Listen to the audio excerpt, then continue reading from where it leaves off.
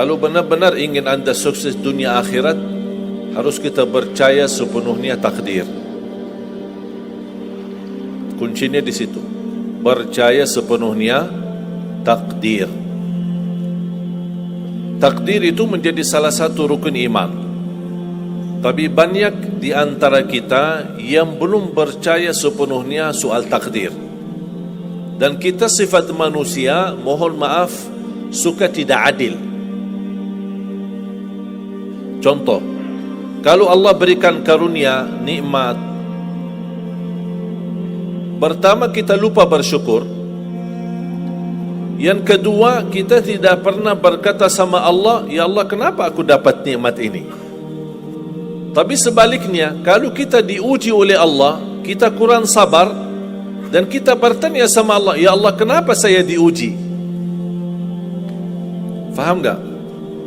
Kalau kita dapat nikmat, ada enggak orang-orang yang lulus misal ujian, dia berkata, ya Allah, kenapa saya lulus ujian? Tak pernah. Tapi kalau dia tidak lulus, dia bilang apa? Ya Allah, kenapa saya tidak lulus? Ketika ditimpa musibah, dia selalu merasa nyesal atau merasa sakit hati, tersinggung, berkata sama Allah, kenapa saya diuji padahal saya orang baik, saya jaga salat, saya berusaha mendekat sama Allah, tapi saya merasa bertambah berat ujiannya. Tapi sebaliknya, ketika diberikan nikmat, dia tidak pernah menyebutkan, ya Allah, kenapa saya mendapatkan nikmat ini? Kayaknya si fulan lebih fantas mendapatkan nikmat.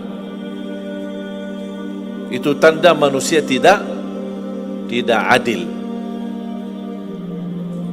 tidak bersikap adil. Makanya subhanallah, semakin anda mantap imannya terhadap takdir, semakin hidupmu jadi nikmat. Saya kasih contoh. Tidak ada persoalan masalah takdir baik. Itu bukan masalah bagi kita. Justru kita bertambah senang kalau kita mendapatkan takdir yang baik. Tapi yang menjadi persoalan bermasalah bagi kita adalah takdir buruk. Ketika ditimpa musibah, ketika ada ujian, ada sakit, kesulitan, penghasilan yang tidak mencukupi, dan banyak masalah keluarga, masalah rezeki, masalah sama majikan, masalah di kerjaan, itu yang membuat banyak beban fikiran. Tapi kita harus tahu, sebenarnya walaupun takdir itu ada baik, ada buruk, kenyataannya buruk, nampaknya buruk, tapi hakikatnya baik. Hakikatnya baik. Tapi kapan kita bisa tahu takdir yang buruk ini bisa menjadi baik bagi kita? Belum tentu sesaat terjadi ujian itu. Bisa jadi belakangan, bahkan bisa menjadi sekian lama baru kita tahu dan sadar ternyata takdir itu baik bagi kita. Sebenarnya kalau kita tahu rahasia takdir, apapun yang akan terjadi, kita tidak ada kekhawatiran. Karena kita tahu sesudah ujian ini pasti ada sesuatu kebaikan. Dan yakini Bapak Ibu, Allah subhanahu wa ta'ala maha baik. Allah tidak senang menyusahkan hambanya. Tapi kadang-kadang proses untuk menuju kebaikan ada kesulitan dan tantangan.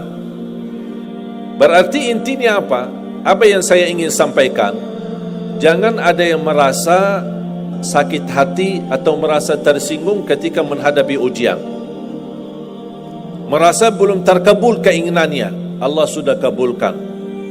InsyaAllah tidak ada di antara kita yang ditolak doanya. Cuman kita mohon maaf kadang-kadang buru-buru, ingin selalu semuanya cepat.